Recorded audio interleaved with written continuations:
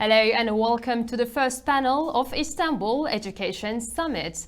We will discuss the future of education with our respected and distinguished speakers.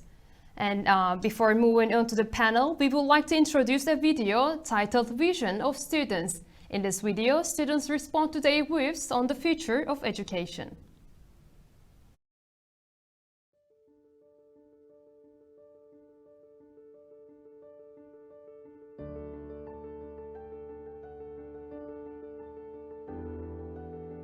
Pues una de esas cosas que tienen que enseñarnos a nosotros, a los niños que somos el futuro, es amar a la naturaleza, respetarla.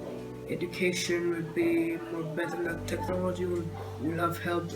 Ma do të dim gjithçka. Por kjo nuk do të na veçojë nga të tjerët. Que la responsabilidad, la creatividad, la comunicación será más importante que los deberes, tareas, exámenes en el futuro. Esto será en donde nos encontremos a nosotros mismos. Las escuelas serán nuestro lugar de motivación para seguir nuestros sueños. Students will start writing on computers, not writing on books, because books are somehow heavy and also it helps teachers. Менин оюм боюнча келечекте сабактар голограмма аркылуу өтүлөт деген ойдомун. Анткени биздин кылымда технология өнүккөндүктөн биз голограмма аркылуу сабак өтүп, классташтарыбыз менен чогуу отургандай сезип сабак өтсөк болот деп ойлойм.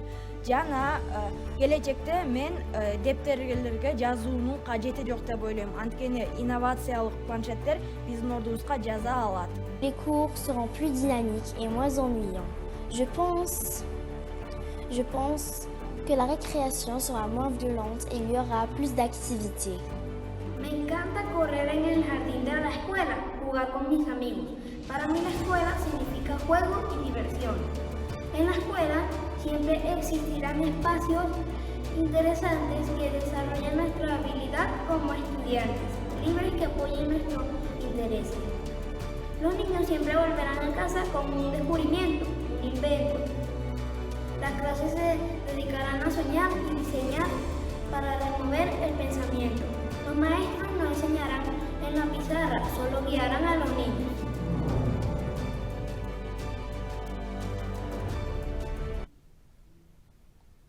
The COVID-19 pandemic has brought a fresh perspective on education around the world.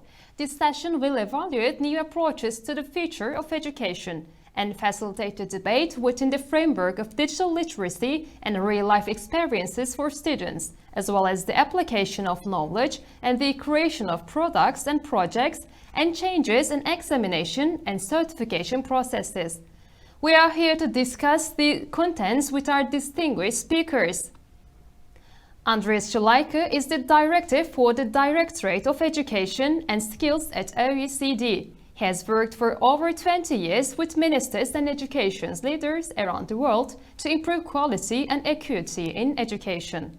Professor Selçuk Şirin is the Professor of Applied Psychology at New York University. He is also the author of Muslim American Youth in the US and the owner of 4 best-selling books in Turkey. Professor Pasi Sahlberg is the Professor of Education Policy at University of New South Wales. He has also worked as teacher, policymaker, and advisor to several governments around the world. Professor Sir Anthony Seldon is former Vice-Chancellor at University of Buckingham. Sir Seldon is one of Britain's leading contemporary historians, educationalists, commentators, and political authors. Professor Hunte is the Professor and Director of Teaching and Learning at the University of Technology, Sydney. She has been published globally to critical acclaim and has written articles and scripts for film. Bem is the author of 4 novels, short stories, and poems. I would like to start the first session with Mr. Schleicher's views. Can you please tell us what are the essential outputs of the PISA exam for the participant countries' education systems regarding the future of education? What will be the role of the PISA exam in the future of education? Well, thanks so much for inviting me. And actually, I think your students have expressed that much better than I can. Actually, if I listen to them, they said, knowledge will not make us unique. It's our capacity to imagine, to create, to build, to take responsibility, to communicate, to collaborate. And those are actually very central skills that we will highlight in our PISA assessments in the future. The focus of the next assessment will be on creative thinking.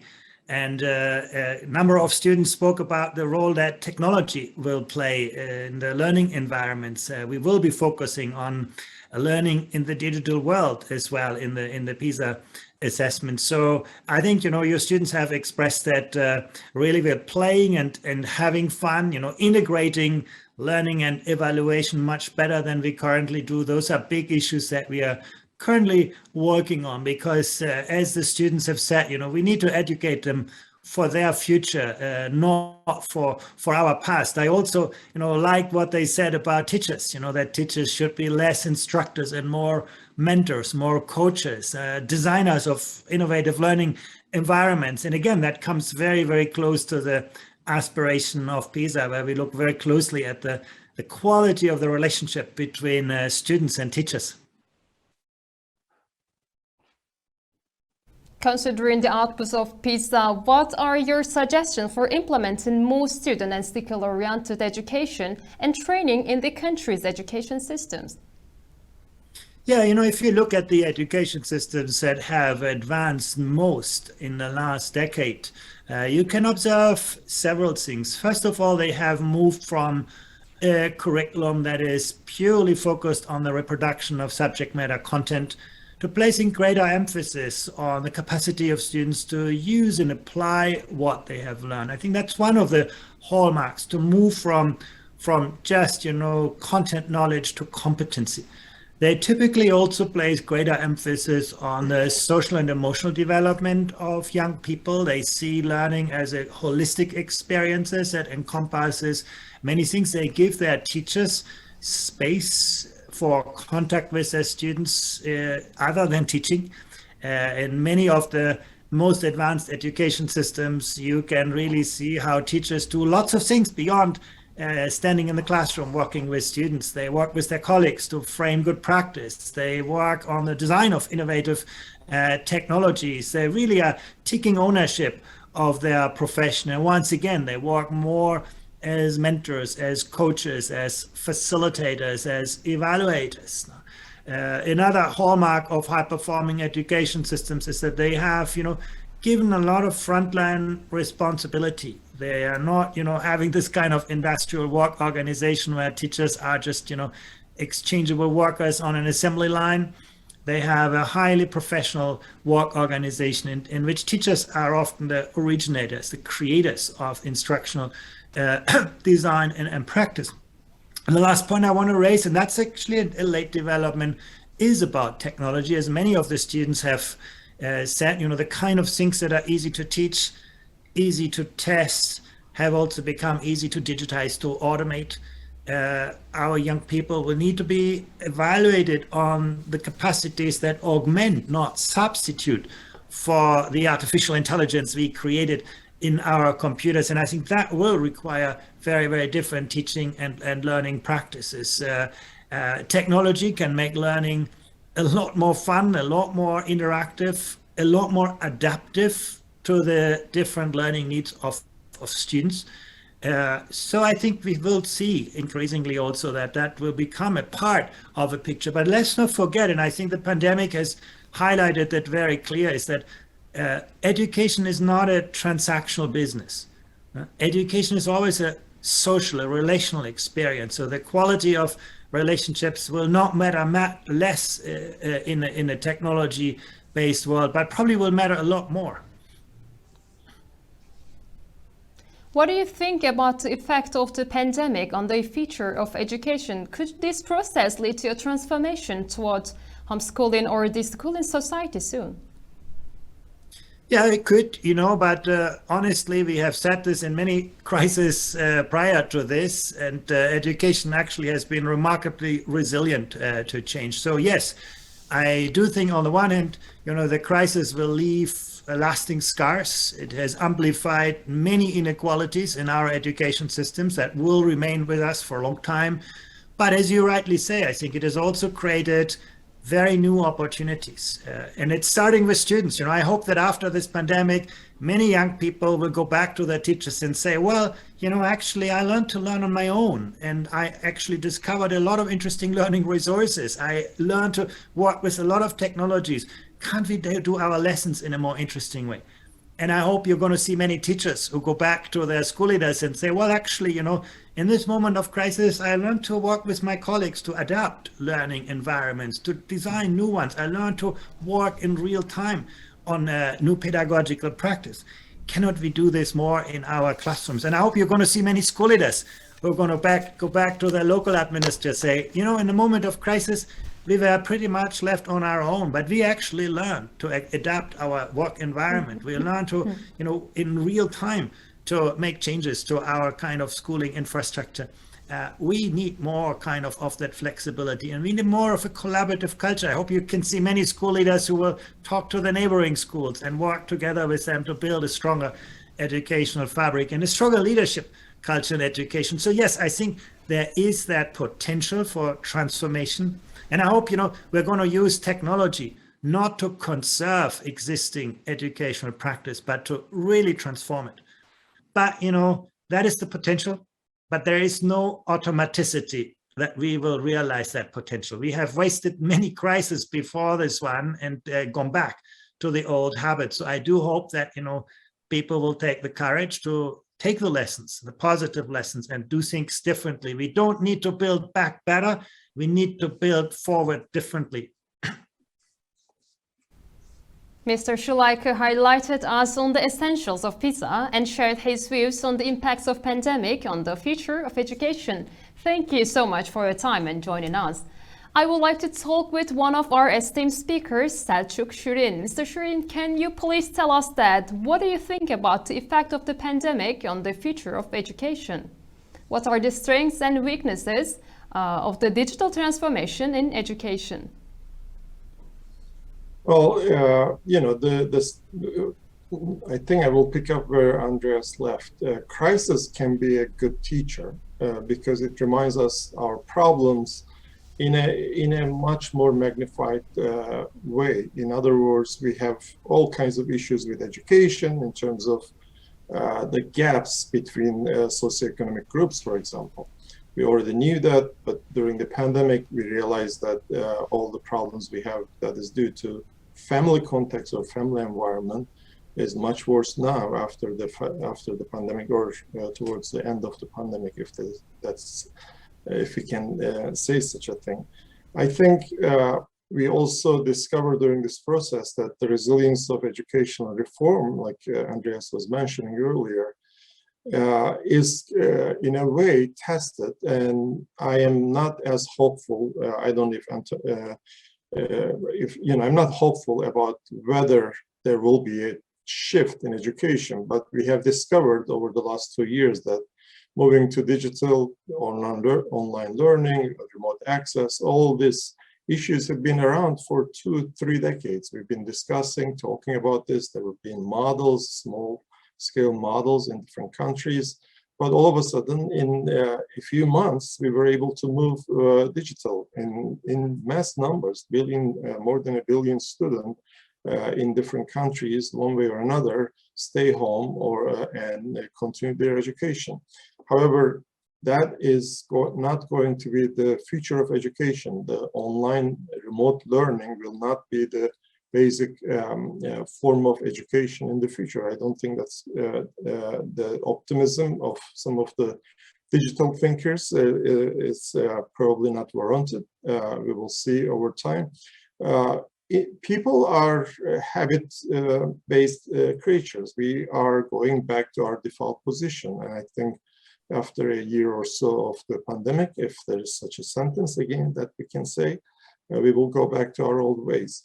But I want to highlight the fact that the term reform and education is commonly used in many different languages. If you actually go to Google and type in reform, you will find education coming up top as the sector that everyone talks about. That makes sense because we build school systems and education systems to prepare children for future, right? Future changes all the time. The world changes for various reasons: historical change, developmental change, scientific change. So we have to change education, but we have failed at changing the system to meet the challenges of the future that children and students are going to join. And there, if I may say, we have to really look at how we got here in terms of the systems that we built.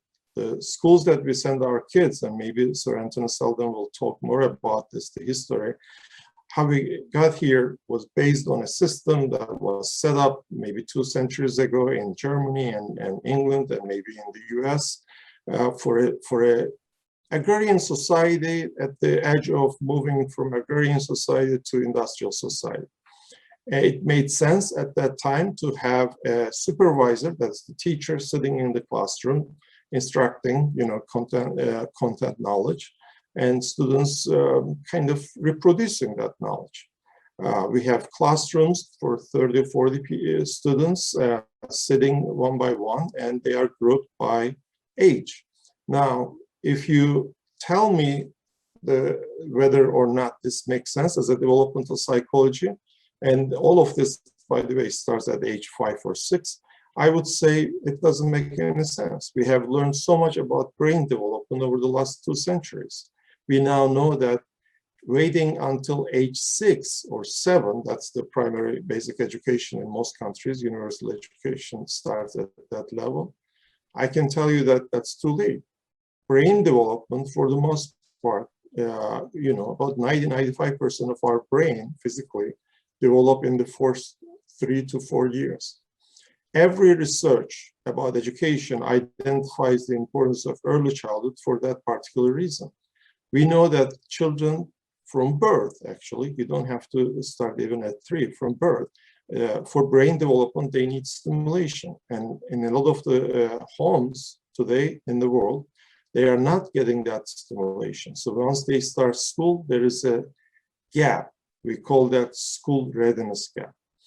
Unless we address that gap, we are not going to fix problems in educational systems once they start at age 6, where you have the huge delay in a large number of students. So if I, let's say that, we are imagining, right, like one of the students said, if I imagine a school system, I would start that at age 3, not age 6 or 7. I'm talking about basic education, universal for everyone.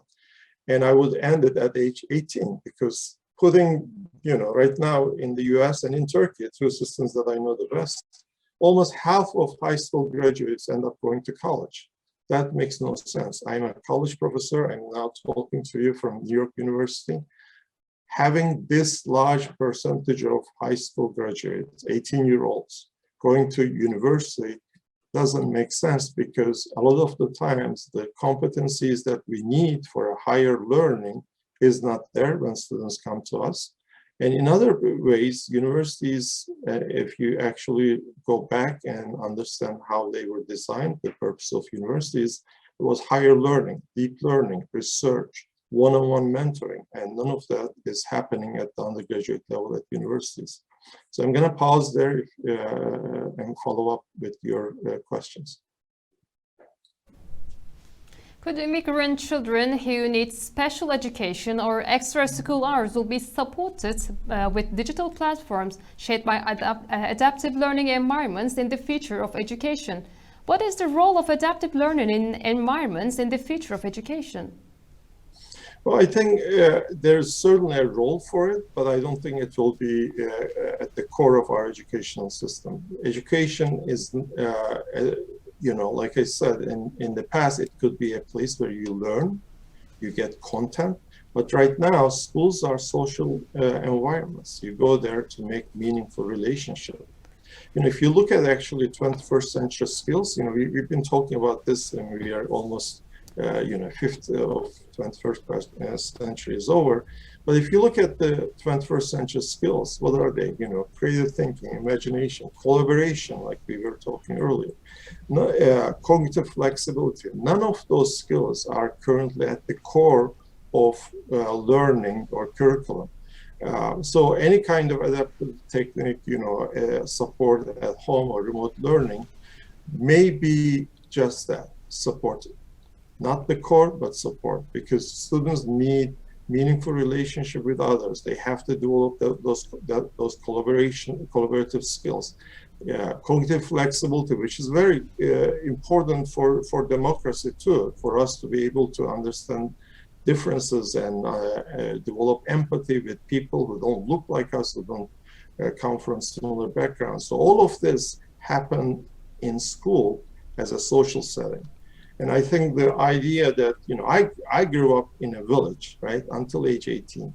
So in my village, if you need to learn anything, like what is the highest mountain, right, you would go to school, learn that from your teacher. Now, that part of learning we will get from Google, from internet, from other resources. I no longer need the teacher to tell me what is the highest mountain in the world. That kind of content doesn't have to go through schools anymore. But what I need from my teacher, to encourage me, motivate me to learn, and also tell me how to learn. So those two skills are still essential for education systems for curriculum development.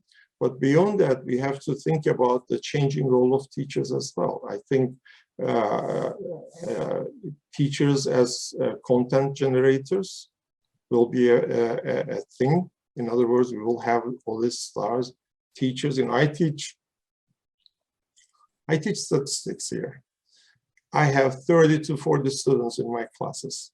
So if I'm a great teacher, let's say why should I be teaching to those 30 students a basic ANOVA or regression, right? I should be able to share that knowledge with anyone who wants to listen. So put it out there, any kind of platform for people to get. But the problem here is that even when I do that, my students here at NYU still need the encouragement, motivation, and need feedback throughout their experiences of learning. So they can get the knowledge from anywhere. They don't really have to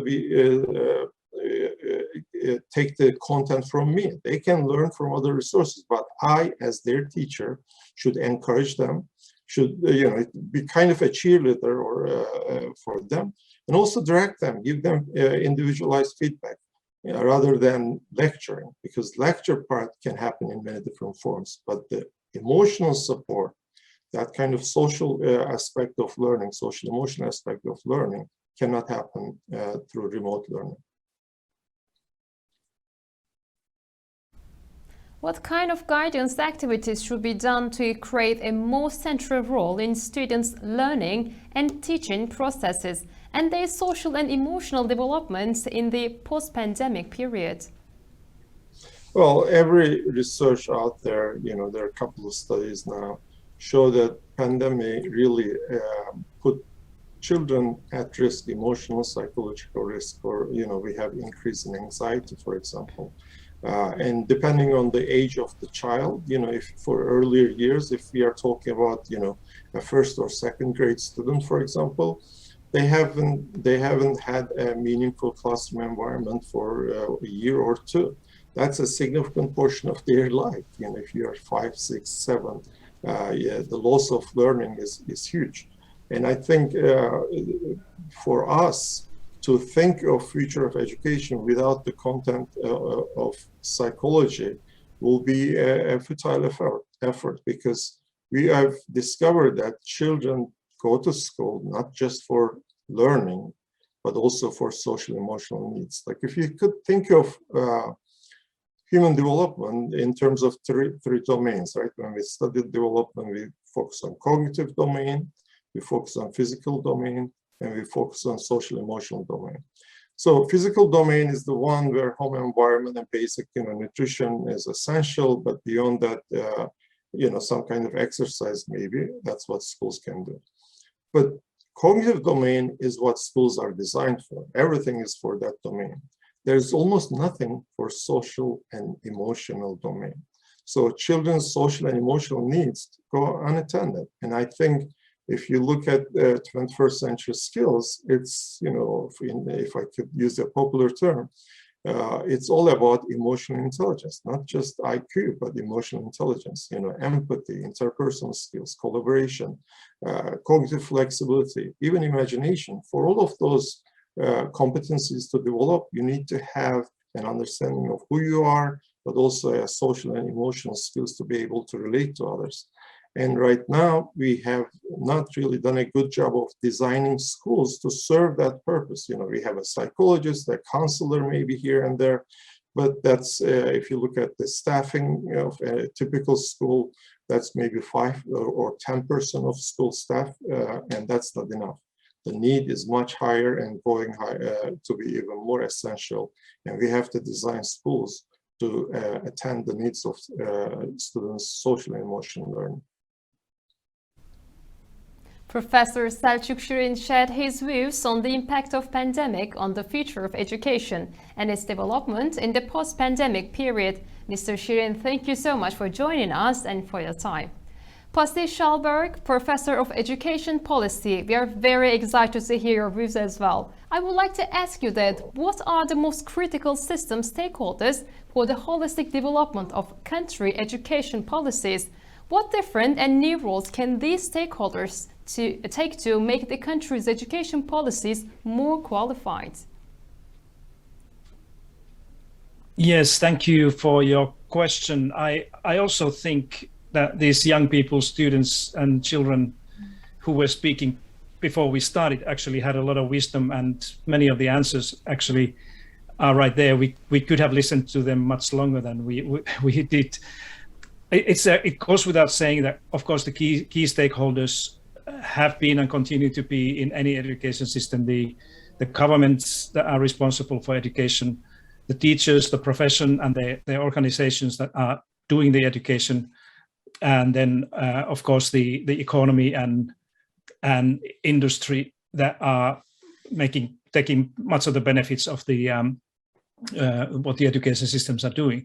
But my answer would be focusing towards the future a little bit. What I would like to see actually happening on top of these 3 key stakeholders are the following 3. Firstly, just like the students and children there in this video were speaking, that I think we need to, in the future, think much more carefully the role of students and children. Even in the policy making process, we often listen to students and children when it comes to choosing a lesson or topic in the school. But I think, as we heard, that they have much to say about how schools could be organized and even what type of things should be and could go into the curriculum. So I would like to see students given more voice in the future and engaging them more into co-designing education and through the education policies. Then the other one, of course, is the role of teachers and principals, the educators in our communities. It's often said that teachers and school leaders are already included in the policy dialogue in many of the countries. That's true. Some countries do it much better than the others. But I would like to see in the future, if we are really thinking about the holistic development of education, much clearer role of educators, teachers, and principals in having agency in many other things than just those that are directly related to what they do in the schools. So this is about teacher leadership, principal leadership.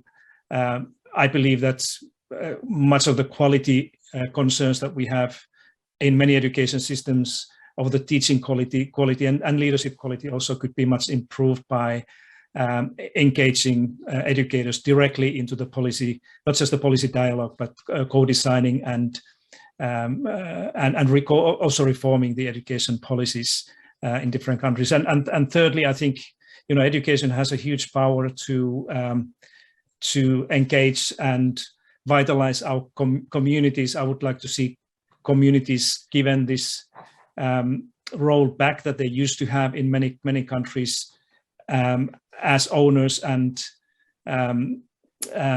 designers also of their own schools. For example, I live in Australia here, and we are having less and less this type of community-owned education here. Children here in Sydney, they go to schools all around the city and sometimes travel long distances, and they rarely engage anymore in their own communities where they live. And I would like to kind of return this ownership of the communities and families and everybody who lives in these places to have a say in education policies. This would enhance and bring back this belonging that people, and particularly children, feel that they belong to the community, and that will probably do much good also for the social cohesion and the safety, particularly in places like this. What kind of change and transformation do you envision in education systems in upcoming years? What will be the role of educational technologies in the education of future?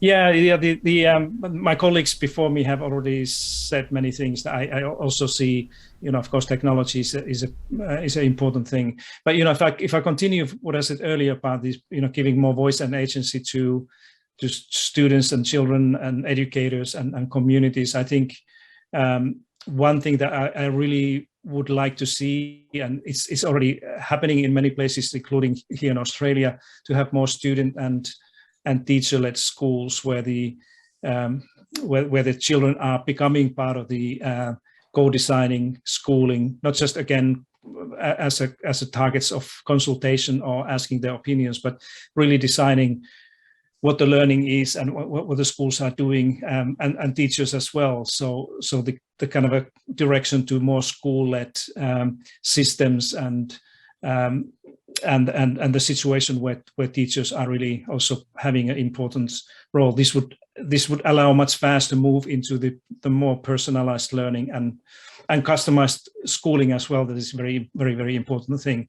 Then I think the second thing that I envision, and the pandemic that we are still kind of traveling through, so it's not clear what is going to come out of this and when this is going to end, but whatever's going to happen, I think we're going to see much more policy level conversations in different parts of the world about the role of education and health. These are the two key public services almost everywhere, and they are traditionally still provided very much in separation to one another. That if you have a need for healthcare or something, you have to go to a particular place. If you go to school, then you go to the place where education is offered. But this kind of almost merging education and health as a core public services is something that I will envision. I would also, somebody mentioned the 21st century skills earlier. I think one important skill that is missing in this 21st century skill collection is the health and well-being. As I see it, and this is what the pandemic is probably also teaching us, is that health should be seen as a skill, not only something that we do to children if they happen to need some help. And then finally, and this is something that Andreas has been speaking about before and working a lot. I use the term a kind of a shift towards systems excellence. That is a kind of a transition at the system level from the debates of whether quality or equity is the kind of a primary thing. We still have many education systems, like here in Australia.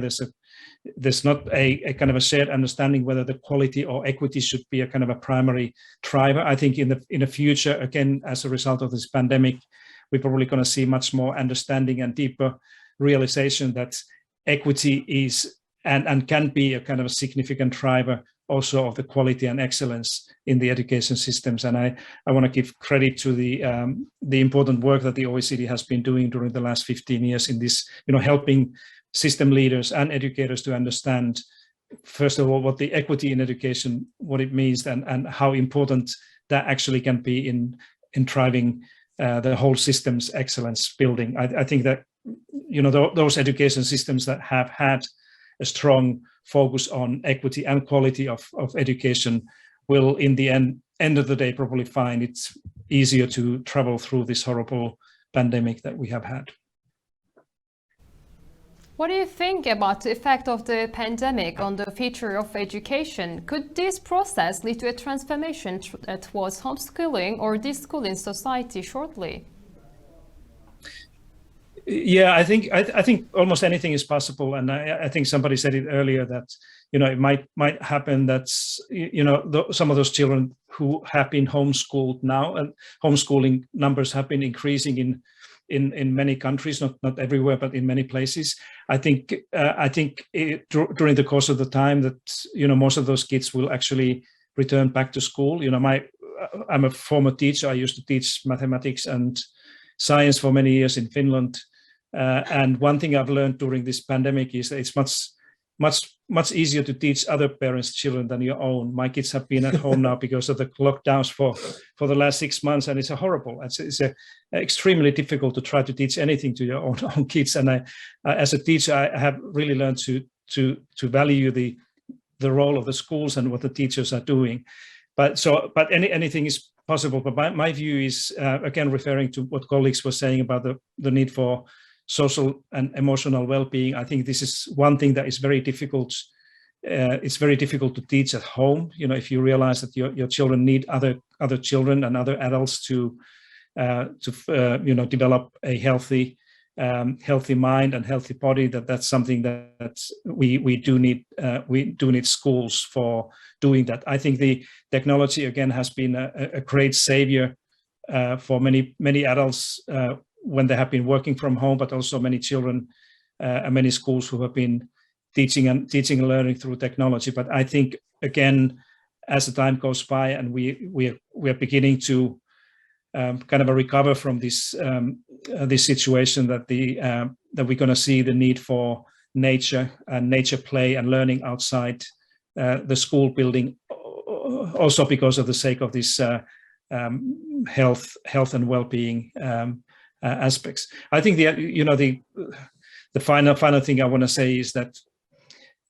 when I look at some of the education systems, I've been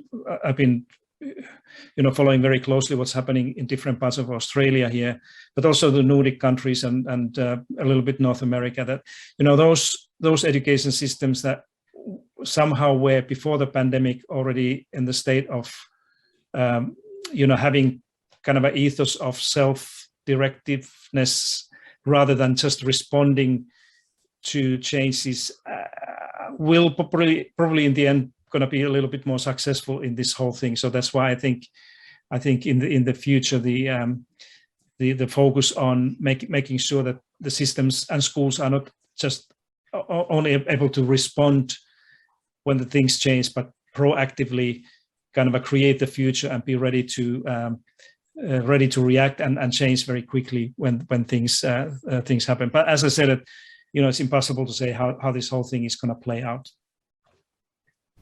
Professor Sahlberg shared his views with us on education policies and impacts of pandemic on the future of education. Thank you so much for joining us.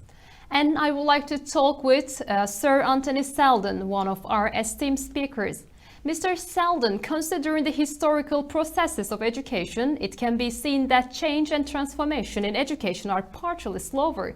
But in recent years, especially with rapid progress of technology, change and transformation in education have accelerated. What are the probable consequences of these change and transformation processes for education systems?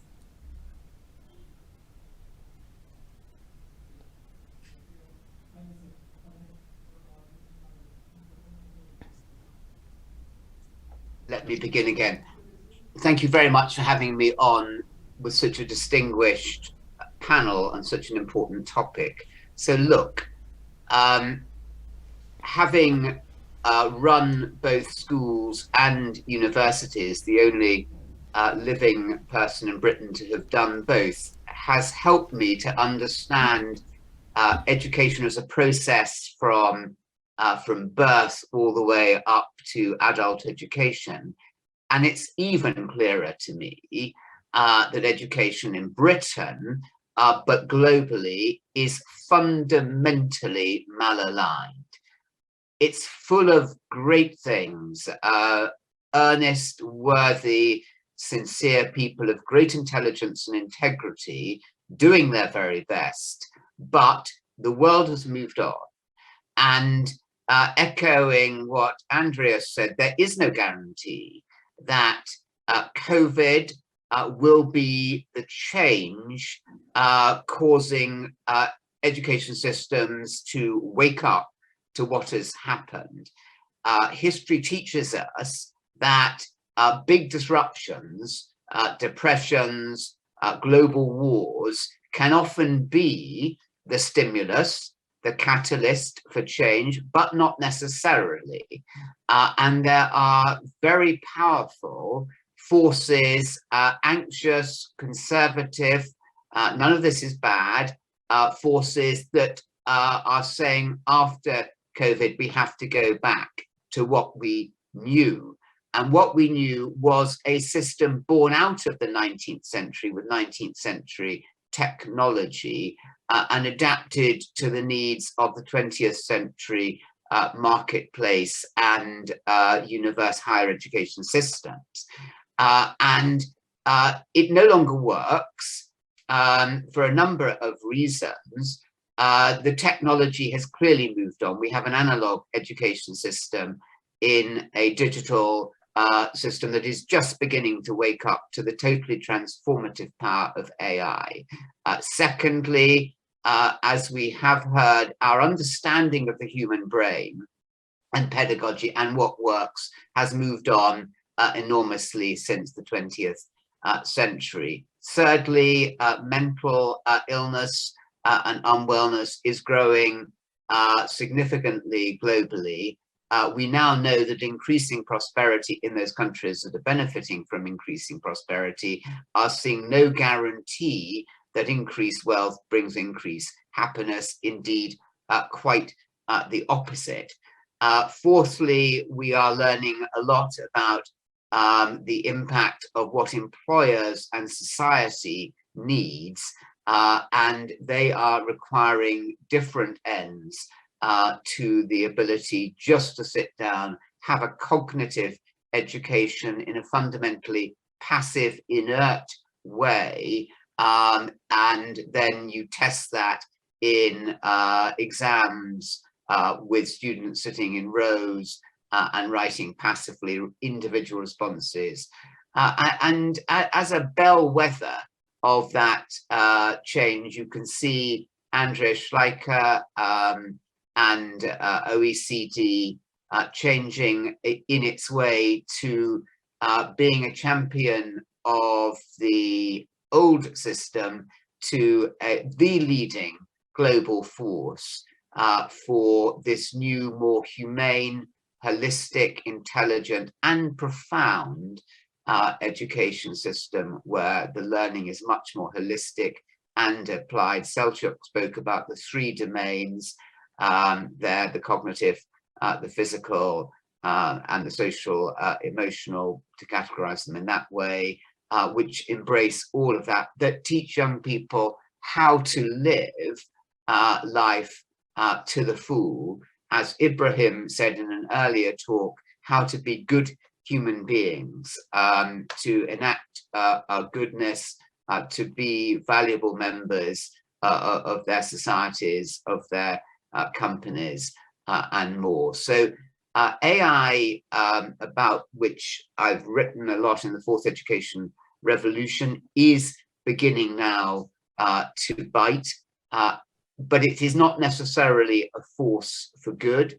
And we have to be very smart, and global leaders in education and national leaders need to wise up very quickly to the extraordinary downsides of AI, the abuse of data, the abuse of privacy, the deep fake anxieties, the way that it can infantilize young people. So we're moving into a vastly different potential age. There is no guarantee that we won't revert to a system that is fundamentally broken, but we can have a system which will educate young people for life and their families and their communities, as we've heard, in a way that is going to be transformative. And I left off the fifth new factor, which is so obvious that I didn't mention it, which is COP26 and the green world is no longer tenable. to educate young people without a profound understanding from the age of 3, no, not from the age of 3, from younger than 3, about the sense of living in harmony with the natural world and an understanding of nature and the cycles of nature. So those are the 5 factors leading to change, of which AI and technology is just one. And we have to be active, which is why I'm so pleased to be taking part in this panel today. So mainly social media and similar digital tools transform people. In this context, how do you evaluate the effects of digitalization on people in general and students in particular? So please understand that digitalization is third education revolution technology. The difference between traditional digital and AI is that AI is both adaptive and it's autonomous. It learns itself and therefore can individuate itself to the needs of a student. And therefore every student can have the benefit of learning from the very most gifted imaginable teacher in a personalized way, with personalized real-time formative assessment and feedback.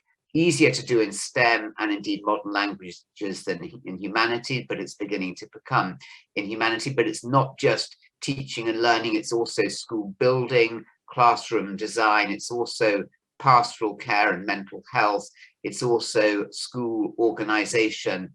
So it's every facet of schools that AI is beginning to inform, to have intelligent schools, smart schools, in the same way that we're developing smart transport and smart cities. But it is also an enormous risk. It's an enormous risk. Take computer gaming. So now 2 billion people on the planet are engaged with computer games every week. That's set to go up to 3 billion by 2025. Many of our young people in every country on earth find much more intellectual stimulus in their computer games than they do in their sometimes, I'm afraid, arid, dull, repetitive, passive learning in class. At best, we use that technology to make students active learners in science, in physics, in biology, in geography and economics, vast potential to enchant them and stimulate them and delight them, but it can also be exploited. So there are enormous risks, and we will only get ahead of those risks if highly intelligent, far-seeing people are engaged with it and operating in the interests of the many, not the few, and the few are or include the computer, the ed tech companies who are making, and the tech companies who are making so much money out of our young people without giving very much money back to those systems. And let me just finally say that the ethics of all this will become more and more central. And if we do it well, young people will be able to learn twice as quickly in schools, 3 times as quickly. They'll be learning. The idea that schools are physical places with bricks and mortar is so 20th century. The learning takes place in the evening. If a child is a morning learner or an evening learner, that's when they learn best. It's taking place at weekends, in the holidays, they move at their own speed. And that frees up time for what we're all agreeing is enormously valuable for schools, for social places. At the moment, in so many school systems, the school system is so busy in thumping knowledge into passive knowledge into the heads of stressed out young people in a very inefficient way, that there is not the time for the social learning, the creative work, the group work, the problem solving, the presentational skills, the voluntary activity, the trips and more that provide the deep learning and the application of the knowledge By being much more efficient in the learning and providing it in a much deeper and applied way, schools will be freed up to do so much more. Can a more qualified education model be created in higher education compatible with business life's changing skills and competencies? Could massive open online courses be a serious alternative to the formal higher education model? So every aspect of universities is being changed. So universities are about lectures. Well, lectures can be more conveniently done using existing technology online. Students can then stop the lecture, make notes, make a cup of coffee. Secondly, it's about seminars, and seminars with AI facilitated MOOCs, as they're called, mass open online courses, are now over a blip that they had 2 or 3 years ago, and allowing also the shy, the introverted student to contribute much more than they often did in the physical space. Thirdly, it's about experiments, and experiments can take place using VR, AR, and MR, mixed reality, augmented reality, virtual reality, in extraordinarily exciting ways that can't take place always in university laboratories. It's about research and writing papers. So why would a student want to go to a university library anymore when they could just 5 clicks to any academic article or book anywhere in the world? And then it's about testing and exams. And again, that can be done in real time, micro-credentialing, learning up, building up your blockchain credential about your particular skills. So the benefit of universities, as has already been mentioned, as is true of schools, is that social benefit. Human beings we are social animals. We need each other for our happiness, for our validity, for our identity, for our joy, our pleasure, and validation. And that's we'll see an increasing emphasis to making much more of universities as places for social interaction, group learning, all the things we've been talking about, for creativity, applied knowledge, for engaging with the communities in which universities belong. So the old university model is under pressure. It's not yet broken, but it's under pressure. And new university models are beginning. We expect to see in the 2020s all kinds of new university models bubbling up. Sir Seldon highlighted us on with his views on the change, transformation and digitalization on education. Thank you so much for joining us. And Bamli Hunte, author and associate professor at the University of Technology, Sydney. I would like to ask you that, how do we educate students who can manage change, handle creativity and be the change we want to see in the world? Yes. Yakshimla, and lovely to be here and to be on such a distinguished panel. So a little bit about me. I'm really interested in the future of education because I'm helping to create it.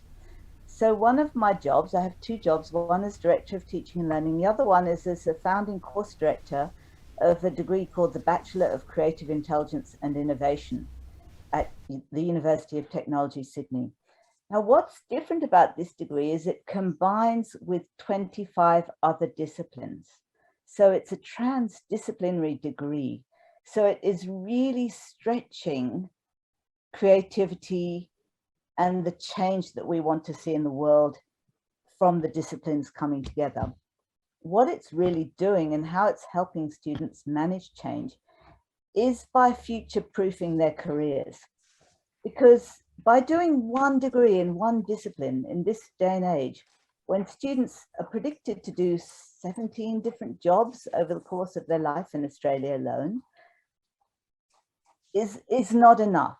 So what we do is we do all the things that the other speakers have been talking about. We have a curriculum for being, not just knowing. So we don't just fill people's heads up with facts. We help them to be better creative thinkers, develop critical creative thinking skills, problem-solving skills, all those 21st century skills that so many reports say that we need. Systems thinking, complexity, understanding entrepreneurship, social entrepreneurship, and really understanding their impact. And really importantly, understanding that social aspect that other speakers have talked about. Now, our education in Australia until high school is really individualistic.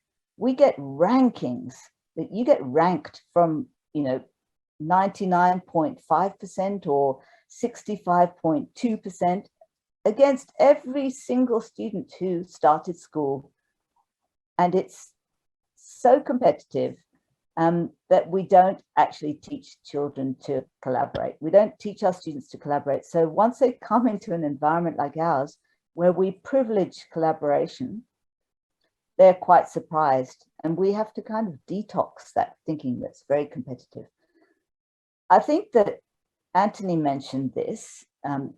We have an obligation to our environment and to nature and to non-human other, but also to human unity at this moment in time, more so than ever.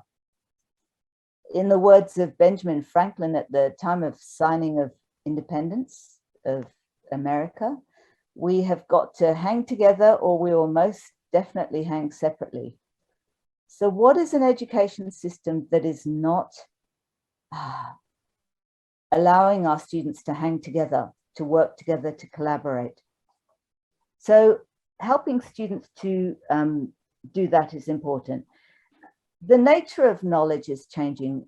Everyone's talked about how easy it is to learn now, online learning, just-in-time learning. But what about the future of research as well? So much of our research is going to be found between the disciplines, not just within them. And these are the really sweet spots that we're hoping that the thinkers of the future can explore. So yet again, how do you become a sense maker, not just a knower? So one thing we do in our degree, for example, in the Bachelor of Creative Intelligence and Innovation, is we don't just do knowledge mapping, we do ignorance mapping. So we understand how to discover. And in so doing, we have this curriculum of being that develops skills like receptivity and curiosity and humility. Instead of that comfort in knowing, we develop skills in understanding that cognitive dissonance that comes with not knowing, and the resilience that comes with that as a quality of being. Now, resilience is something that's just come up in the World Economic Forum as one of the top skills needed in the future. And that's about right after COVID and what we've seen with students' resilience. That's just perfect. So yes, so knowledge that is limited in domains, making it expansive, making it more transformative. And once you expand these students, they don't shrink again. And that's kind of how I see transformative learning. So educating students who can make change is educating the knower, not just pumping them full of knowledges, what we describe as a curriculum for being, not just knowing. And what kind of changes they want to see in the world. It's very easy once you allow students to be agents and to discover that power in being. I think that one of the other speakers, Ibrahim Khalil, described the Islamic notion of irfan, or of gnosis or wisdom, this idea of I have the light in me. It's not just coming from elsewhere. This is also a Vedic concept that comes from the Sanskrit. The word guru or teacher is the remover of the veil. It's the idea that it is innate in the person, the ability to learn.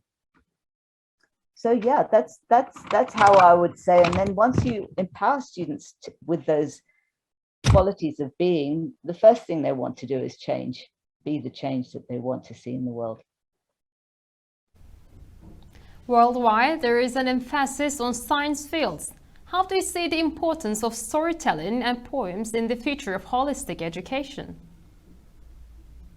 So that's really interesting because I combine the degree I run with students in science. So who's to say that scientists aren't creative, first of all? And that's an assumption that I would test out first, because we combine with science, with engineering, IT, design, communications, law, business, health, and so on. So all of these disciplines are creative and have wonderful heritage, but the beautiful creativity is when they come together, and the emergent space in between these disciplines. What comes out of student projects when you have a scientist exposed to dozens and dozens of methods, creative methods beyond the singular scientific method, for example. So yes, there is this emphasis on science, but on some level, there is poetry and mystery in science too. It's about discovery. And there are things that will never be discovered as well, that whole idea of mystery remaining mysterious, which is what keeps us learning, which is what keeps a story really interesting. I don't like the idea that we're relying on singular fields. I went to a conference once where someone put their hand up and said, it seems to me like the future belongs to coders and designers. And I went, that's not the future I want to be a part of. It has to be broader. So the importance of storytelling, well, I think we've been storytelling since we were, in the earliest form of human beings. It was a competitive advantage. And one of those things about creative skills like storytelling is that they can be applied to absolutely every discipline, making for more holistic education, or holistic also has to do with the word holy, that original kind of attempt of an education, when it was more of a cloistered, a sacred endeavor. So yes, the importance of creativity, I think, is integral. Now, the problem with science is that relying too much on the scientific paradigm is that people feel that they can't set creative assignments. They feel that they're not measurable, for example. But there are such beautiful ways of measuring creativity. They're just not within the scientific paradigm. So we, for example, first assessment our students do is they take a beautiful question for a walk. They do a what if scenario, speculative research proposal, and so on. And they move their question as far as they can to another domain or another area. So there you can have a kind of sense of measurement. There are so many beautiful ways to measure creativity, but lots of fear around doing it because we do privilege a scientific paradigm. Worldwide, the emphasis on scientific fields, we need science, we really do. But one of the issues here is that we don't have enough women doing science. I know that in Australia, I've heard that only around 6% of our population doing advanced mathematics at the end of high school are females. That means 96% are male. And that means that we're privileging those careers in our policies, and we're disadvantaging the more human sciences, if you like. Well, you have a great experience in embracing creative skills in many fields. Depending on your experience, what is the chance of informal learning environments to decorate these students with these skills? Oh, nice. Yes. So creative skills in many fields, it's about taking those creative skills into different fields. For example, okay, I'm a storyteller, but how do you take that storytelling into education, for example? You might think of the student as a character who has to go through this catalytic experience at the beginning of the story to find a purpose and a question and their why around why they might be learning. They might need beats in a curriculum to keep them engaged in the story. They might need turning points, revelations. And you'll also have to think about that moment when they discover that they can't do it or feel that they can't do it at a certain stage. And how do you find resolution towards the end of any learning journey? And how do you keep people in this beautiful liminal space of discovering what's next. So look, creative skills can be used across many disciplines. And my experience is that every single discipline has an ability to be creative. All people from every discipline have what's described as big C and little c creativity and creativity theory. But the little c, the ways of thinking that are experimental, that are iterative, that are help us scan our environments, that help us assess those divergent and convergent creative skills, they're in all disciplines, and you can explore methods from all of the disciplines to create a greater strength with those skills. But the learning environments are so important. Having my colleagues here have talked about how important the social aspect is, but learning doesn't happen just within a classroom. One thing we always do, we ask students to tell each other a learning moment, a profound learning moment. And then we ask them afterwards, how many of you had that learning moment happen in a classroom? And almost nobody's hand goes up. That is to say that often the most profound learning experiences happen outside of the classroom. Our job is to create more of those kind of transformative learning experiences within the four walls. Or what we do is this Students as Partners thing, where we have a whole innovation ecosystem connecting partners with students, with academics, with professional staff, and having everybody work together well beyond the classroom walls, and also bringing in that whole aspect of being, because we are human beings, we're not just human doing. Yeah. Professor Hunte highlighted us the essential on the way of education and learning environments. Thank you so much for sharing your views. And before closing this session, I would like to take all of our speakers' views, and starting with Andreas Schleicher. Can you please tell us shortly what do you expect from the future of education? Well, I think the future will inspire learners to become the engineers. I think we spend too much time at this moment to predict the future. We cannot predict the future, but what we can do is we can to become more agile, more resilient, more responsive, more open to alternative scenarios for the future. And the more we open and able we are to think in terms of different scenarios, I think the more able we will be, or the better we will be prepared for the future that eventually arrives. So I also think, it's young people need not just to be good in the academics. We discussed this here. They need to be able to live with themselves. Pasi spoke of the health. They need to be able to live with people who are different from them, to be open to different ways of thinking, different ways of working, open to interested in different cultures. And last but not least, I think young people, and we all need to learn to live with the planet. And what this means is to be able to make better choices, better trade-offs between the present and the future, to see the bigger picture, to see the forest among the trees. I think if we are making progress on those three fronts, I think we will all create a better world through education. Mr. Schleicher, thank you so much for sharing your views. And I want to continue with Professor Şirin. Do you have something to share with us, any message or any expectation for the future of education?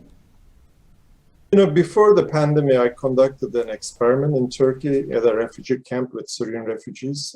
It's called Project Hope. So we have a randomized trial of online video games. So we have video games to learn English, to learn Turkish, coding, being more hopeful, etc. It's called Project Hope. If you're interested, the paper is out. The experiment really worked. Kids would come to this setting, the lab setting. They would play video games for 2 hours, and then they would just leave. And we measured the experience of video game, no video game, and it's a 1-month experiment. It was a huge success. In a way, the effect sizes were very good. However, what I observed during that time, this was before the pandemic, They would come, they would play with the video games. After and before the video games, we have a beautiful setting in Urfa, Turkey, where they could play soccer and other games. What I observed that the joy that they have during the video games, if I were able to design the study again, I would also measure the joy that they have in a good facility to play games with each other outside of that lab. And I could argue that, and I don't have the evidence, but this is what I would love to see in the future. The experience, the joy, the learning that happens outside in a good facility where kids are allowed to play with each other on their own terms is as good or maybe better than anything digital or digital video game based that I think Anthony was mentioning earlier. You know, we are now competing as educators, as parents, we are now competing with game companies who have billions of dollars to really capture the attention of our children. It's hard to compete with them unless we invest in the infrastructure of our neighborhoods, our schools, to make the natural environment, as we call it, as appealing as video games that they are being bombarded. Professor Şirin, thank you so much for sharing your views with us. And I would like to continue with Professor Pasi Sahlberg. Can you please tell us your expectation about the future of education? Yeah, I would like to see really something happening soon after this pandemic that we would, and when I say we, I mean adults, we, whether you're teacher or parent, but that we would understand that the young people and children have much more potential to do wonderful things that we often give them credit for. And I was speaking earlier about the empowering children to co-design education and think about reimagining the schooling together. I think this is something that I really would like to see happening in the future. You know, we have seen the youth power in the climate change campaigns around the world during the last few years, and you know, children have the same capacity to design and lead their own learning and growth. And that's something, if I can have one expectation for the future of education, I would like to see much more student engagement and voice and agency also in regarding what they will learn and what they want to learn and how they want to change the world. Professor Sahlberg, it was amazing to hear your views, and I would like to continue with Sir Anthony Seldon. Can you please also share your views about what do you expect from the future of education? So I agree very much with my distinguished colleagues on this panel. Let me say just one thing, or stress one thing that that I'm sure others agree with, which is the importance of benign and imaginative school leaders, whether working inside schools or school systems or based in universities or otherwise engaged in schools, to take an active role in shaping schools for the future. Those running countries and school systems are not bad people. They are good people, but they are responding to stimuli which often leads them to be cautious about school design and school objectives and school technology and even green issues. What we need to see, because to reiterate the point made throughout, there is no guarantee that COVID will put the clock forward. As again, Andreas said, we shouldn't be thinking about building back better.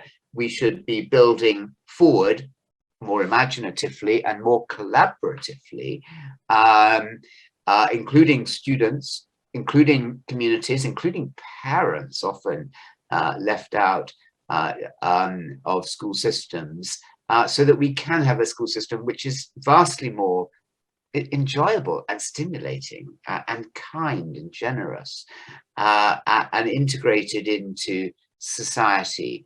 But there's no guarantee it's going to happen. You ask, and thank you for sharing it so well, you ask, you know, what's my prediction about the future? With my other panelists, I don't know the future. I haven't been there. I've been in the past. because I've been in the past, I'd like to shape the future. And I just think that if we work together, all of us and others, we will shape the future in the interests of the many and not the few. Sir Anthony Seldon, it was a pleasure to hear your views. And our last speaker, I would like to continue with Professor Bamble Hunte. Do you have any message to share with us for the future of education? Well, I think that the future of education, we're making it at the moment, and I think that people have to have the ambition to make it, and they have to be able to take risks, see things very differently, question a lot of assumptions, and trial things until they find something that works and really believe in it. But if I'd say one thing that I really have a hope for, is that I hope that the future of education moves away from knowledges and moves more towards the knower. That would be my one hope for it. Professor Bamble Hunte, thank you so much for sharing your views, and I would like to thank all our distinguished speakers for this valuable session. After completing the question and answer part, we came to the end of our first panel. Now we will give approximately 20 minutes break, and after the break we'll continue the second panel of Istanbul Education Summit. Hope to see you again.